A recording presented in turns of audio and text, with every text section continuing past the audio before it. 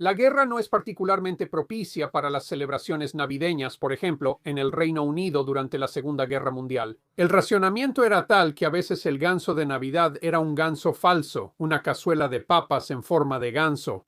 En Alemania, las bengalas usadas por la RAF para señalar objetivos en bombardeos nocturnos recibían ese nombre irónicamente. Y perdonen mi pronunciación en alemán Weihnachtsbaum, que significa árboles de Navidad. La broma era que al ver árboles de Navidad ibas al sótano, encendías una vela y esperabas. Bescherung es la palabra alemana para la tradición de dar regalos en Navidad, pero también significa una mala situación en jerga. Las historias de soldados celebrando la Navidad en el frente, como la tregua de Navidad de 1914, demuestran que el espíritu navideño sobrevive incluso en tiempos difíciles. Pero de todas las Navidades en tiempos de guerra, hay una que destaca por la pura desesperación que implicó.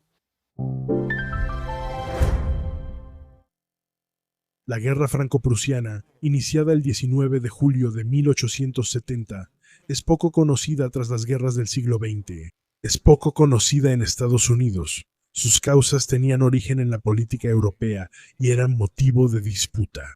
El trono de España ya estaba resuelto cuando surgió una disputa por un supuesto insulto de Guillermo I de Prusia al embajador francés, el conde Vincent Benedetti.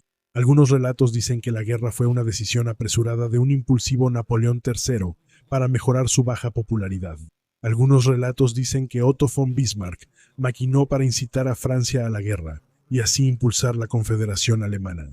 La animosidad entre ambos creció a fines del siglo XIX, y algunos historiadores creen que la guerra era inevitable. Tras la victoria prusiana en la Guerra Austro-Prusiana de 1866, ambas naciones vivían un fuerte nacionalismo que generó exceso de confianza en su triunfo.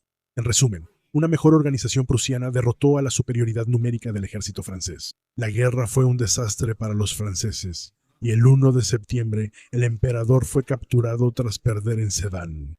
El imperio cayó por aclamación popular y se instauró un gobierno de defensa nacional. El 18 de septiembre el ejército prusiano sitió París. A pesar de las derrotas, la nueva República Francesa siguió la guerra y el nacionalismo persistió. Desde la capital sitiada se enviaron mensajes por varios medios, destacando el globo aerostático. Uno de esos mensajes fue citado en el Glamorgan Wales Gazette del 28 de septiembre, enviado por Globo. Espero tenga un viaje seguro y les enviamos nuestros mejores deseos. Todos estamos sanos y soportamos valientes el sitio de París. Los prusianos no han bombardeado, pero estamos listos para responder con fuego efectivo. Nuestro patriotismo no tiene límites. Hablo en nombre de todas las clases de ciudadanos. Corrimos a las fortificaciones decididos a vengarnos y salvar a Francia, a la que amamos y queremos salvar aún más. La ciudad estaba preparada. La Gaceta de Birmingham informó en agosto que en París se considera inevitable un asedio. Ya, la ciudad tiene suministros para 3 meses y siguen llegando más. Un informe del 30 de agosto en el Nashville Tennessean decía que 15,000 ovejas, 40,000 cerdos y 25,000 bueyes han entrado a París en los últimos días. París tenía más de 500,000 defensores, en su mayoría Guardia Nacional mal entrenada. El doble de tropas que los prusianos y más de 2,000 cañones protegían la ciudad, rodeada por 16 grandes fortificaciones. Aunque los prusianos estaban en menor número, su buen entrenamiento y trincheras les permitió rechazar los intentos de romper el sitio. El 30 de noviembre los franceses lanzaron su mayor ataque con 80,000 soldados, pero tras un breve avance fueron rechazados. El historiador Alistair Horn escribió en 1965 que la gran salida, en 3 días, costó 12,000 oficiales y soldados y fue un fracaso. La situación en París parecía desesperada y el asedio pesaba. El doctor Russell, testigo británico, dio un relato vívido que mostraba la situación en el Sheffield Independent.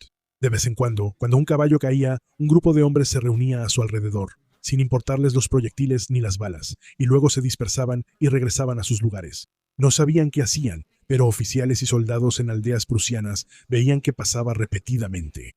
Cuando enviaron a sus exploradores para abrir camino hacia el enemigo, durante la retirada de los franceses dentro de las murallas, el misterio se aclaró. Solo quedaban los esqueletos de los caballos. Las cabezas, incluso en algunos casos, habían desaparecido. Los cadáveres estaban destripados y la carne se la habían llevado. No podían perder nada de ese valioso alimento, y algunos murieron al obtenerlo. Holm relata que, al endurecerse la situación en la ciudad, muchos grandes campeones de carreras acabaron en las cacerolas. Entre ellos estaban los 2 caballos que el zar regaló a Luis Napoleón durante la Gran Exposición. Valorados en 56,000 francos, ahora un carnicero los compró por 800. Mientras disminuía la población de caballos, las mascotas también lo hicieron. Así surgieron los letreros de carniceros de gatos y perros. Señala que las ratas eran un platillo para ricos por su lujosa preparación y salsas. Edmundo Goncourt anotó el 8 de diciembre en su diario: la gente solo habla de lo que come, puede comer y hay para comer. La conversación consiste en esto, y nada más. El hambre comienza y la hambruna está en el horizonte, escribió el autor francés François Sarcey. Diciembre fue muy difícil. Las privaciones crecieron al agotarse nuestras reservas. Los alimentos que iban con el pan y la carne subieron a precios muy altos cada día. Todos estábamos sin recursos y apenas teníamos para esperar tiempos mejores. Y los que no tenían reservas era la gran mayoría de los parisinos, hay que admitirlo. Sarcey contó su propia anécdota curiosa. Muchos compraron conejos y los alimentaban con cáscaras, esperando usarlos para pasteles si la hambruna los obligaba. Mientras escribo, tengo a 2 hermanos conejos acurrucados en una esquina de mi estudio, mirándome asustados. La ama de llaves me los trajo porque estaban aburridos, solos, con frío, y ya no querían comer. Esto último me convenció. Los recibí e intenté distraerlos. Procuraré no leerles este capítulo cuando dicten su sentencia. Solo se pondrían tristes. La comida no era la única preocupación. El invierno fue duro y trajo algo de alivio de la guerra, ya que las operaciones militares se suspendieron prácticamente, pero también trajo nuevas miserias. El doctor Russell escribió que el frío traerá miseria, innombrable para los parisinos, que no tenían mucha leña porque no almacenaron para el invierno un combustible. Las plagas, impulsadas por el hambre, arrasan ejércitos en ciudades sitiadas. Viruela, tifus, hambre, una temible hermandad dentro de tus muros y un enemigo implacable en tus puertas. Confieso que la vista de París me parte el corazón, escribió Sarcey. No siento mucha lástima por los hombres. La mayoría recibía 30 sous diarios y muchos los gastaban en bebida. Pero las mujeres, pobres mujeres, durante los fríos de diciembre hacían fila todo el día en la panadería, carnicería, tienda de abarrotes, maderería y ayuntamiento. El Plymouth Western Morning News opinó que la próxima Navidad sería aún peor. La sombría y terrible hambruna ha llegado a la hermosa capital de Europa, París. Llora, pero aún se aferra a su cañón, con el plato roto y vacío a sus pies. Es terrible pensar en esta Navidad comparada con la anterior. Incluso el bombardeo sería preferible a morir lentamente de hambre. El London Daily Telegraph expresó su preocupación de que los franceses fuera de París deben estar pasando por un momento muy triste, ya sea bajo el mando de un comandante alemán de etapen o en la incertidumbre de una invasión sin ocupación. Divididos en facciones, llenos de sospechas hacia extranjeros y entre ellos preocupados por sus propios intereses y francotiradores, el estado mental y emocional de Francia es cada vez más sombrío y triste. ¿Cómo están pasando la Navidad en París? En París, el sol invernal de Navidad puede traer tristeza y desaliento, y el de Año Nuevo solo hambre y desesperación. Horn afirma que las perspectivas para la Navidad difícilmente podían ser más sombrías. Con la población hambrienta e inquieta, el ejército francés intentó otra salida. El Gloucester Journal informa que en París, la Navidad probablemente será terrible. La noche del martes 20 los fuertes reanudaron sus disparos atronadores. Una lluvia de hierro cayó sobre los sitiadores. Al día siguiente, unas 3 divisiones de la guarnición, entre 30,000 y 35,000 hombres, avanzan contra parte del 12 Cuerpo alemán. Por parte de estos últimos, la lucha, que duró varias horas, pareció haber sido principalmente un enfrentamiento de artillería, y por lo tanto, con pérdidas relativamente pequeñas. Los franceses, por supuesto, fueron rechazados. El intento fallido de romper el sitio representó un hecho difícil. Horn dice que antes del sitio, Bismarck había dicho cínicamente que 8 días sin un café, Aulet, bastarían para quebrar a la burguesía parisina. Ni el gobierno de defensa nacional previó un bloqueo de más de 2 meses. Ahora, con la llegada de la Navidad, ya se acercaba el 100º día, y así surgió uno de los artefactos más extraños de la época, un menú de uno de los mejores restaurantes de París, el Voisin.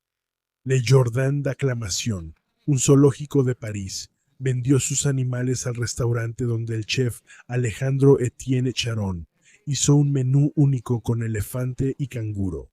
Sarcy escribió: pocos restaurantes siguieron abiertos, sobre todo en el centro de los placeres parisinos, del Boulevard des Italiens al Boulevard Montmartre. Nos reunimos allí solo por diversión para cenar menús extravagantes: chuletas de lobo, elefante asado, trompa, canguro y champán clásico. Los menos afortunados no tenían lobo ni antílope. Notas de cuerno. Un hombre engordaba a un gran gato que planeaba servir en Navidad, rodeado de ratones como salchichas. La gente tenía ingenio. Axio Salzberg menciona en un blog que en enero de 1871 se publicó El cocinero sitiado, o El arte de vivir en tiempos de sitio.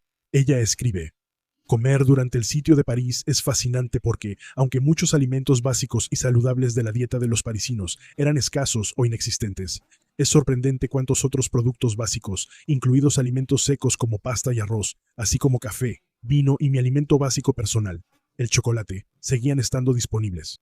Aunque el libro incluye, señala ella, una receta de sopa de cebolla sin cebolla, los parisinos lograron arreglárselas. Aunque la Navidad era sombría, Sarce dice que la mayoría de iglesias cerraron en las calles con luz de queroseno. Sumidos en la semioscuridad, se escuchaba el raro paso de algún transeúnte rezagado. Nos hacíamos cosquillas para hacernos reír. Nadie tenía ánimo para divertirse. Había desacuerdo sobre cómo resistieron los parisinos la tormenta. Sarcy dijo: no puedo decírselo a nuestros hermanos en las provincias con suficiente frecuencia. Con indomable valentía, conmovedora resignación e invencible patriotismo, esta población soportó la larga miseria. El reportero inglés Henri Le Bouchet opinó: si París resiste un mes más de bloqueo, habrá cumplido con su deber hacia Francia. Sin embargo, no puedo ver eso. Ella haya hecho algo que le permita jactarse de dar al mundo un ejemplo de valor. La ciudad no cayó por hambre. En enero, los prusianos trajeron cañones de asedio más grandes, y el bombardeo obligó al gobierno a rendirse el 27 de enero. Muchos historiadores creen que la derrota humillante provocó cambios políticos y resentimientos que hicieron inevitable la Gran Guerra. Un camino ligado a conflictos actuales, donde un resultado inmediato contextualiza el asedio tras la derrota. 18 días tras la rendición, la izquierda francesa tomó el poder y fundó la Comuna de París. Escribió el historiador Louis Sciatola en 2010 en Warfare History Network. En los 2 meses siguientes, murieron más franceses en luchas internas que durante todo el asedio de París. Fue una conclusión irónica para la heroica y fallida defensa de la Ciudad de la Luz. Entonces, ¿cuál es la lección de la Navidad de París de 1870? Puede ser una lección de resiliencia humana, recordándonos que, aunque creamos que todo va mal, hemos superado peores situaciones. Quizás sea una historia sobre la insensatez de la guerra, quizás sea para recordarnos que debemos cuidar de los demás que lo necesitan, especialmente en Navidad. Después de todo, hoy en día hay personas en todo el mundo que están sufriendo los efectos de la guerra en esta temporada navideña. Quizás solo sea eso. El sufrimiento del pueblo de París y el sacrificio de sus gatos y perros, ratas y conejos, elefantes y lobos es una historia que merece ser recordada. Durante el asedio en 1843, un sacerdote pidió a un poeta local un poema para celebrar la renovación del órgano de la iglesia en Navidad. El poeta, además de Capot, escribió Minuit Chrétien, Cristianos a medianoche, inspirado en el nacimiento de Cristo según Lucas 2. El sacerdote encarga a un compositor local crear la música, resultando en la canción Contiquet, villancico de Navidad. Es curioso que una canción basada en un versículo bíblico tuviera letra de un ateo y música de un compositor judío, lo que causó resistencia en la iglesia. La canción se hizo muy popular en Francia, aunque probablemente la identifiques como estadounidense y abolicionista. Después se tradujo al inglés como Oh Holy Night. La historia de la canción es interesante y hay una leyenda sobre la Navidad en París, en 1870. Se dice que en Nochebuena, a lo largo de las murallas fuera de París, un soldado francés se puso de pie y cantó la canción Minuit Chrétiens. Un soldado alemán respondió con un villancico y ambos bandos cantaron sin combates en Navidad. La historia de Noche de Paz y la Tregua de Navidad de 1914 suele contarse, aunque algo exagerada. La historia del villancico Noche de Paz, Santa Noche y la Tregua de Navidad de 1870 es poco conocida. Quizás porque no estamos realmente seguros de si sucedió o si es simplemente una leyenda, pero incluso como leyenda tiene significado, porque el hecho de que compartamos y valoremos historias como esa demuestra que estamos buscando la humanidad, incluso en medio del horror de la guerra. Y eso demuestra que, bueno, tal vez todavía haya algo de esperanza para la raza humana después de todo. Feliz Navidad, paz en la tierra y buena voluntad hacia los hombres. Espero que hayas disfrutado viendo este episodio de El Hombre de la Historia. La historia merece ser recordada. Si fue así, no dudes en darle like, suscribirte y compartir. El Hombre de la Historia. La historia merece ser recordada con tus amigos. Y si también crees que la historia merece ser recordada, entonces puedes apoyar a El Hombre de la Historia. La historia merece ser recordada. Como miembro en YouTube, como patrocinador en nuestra comunidad en Locals o como patrocinador en Patreon. También puedes visitar nuestra increíble tienda de productos o reservar un mensaje especial de El Hombre de la Historia en Cameo.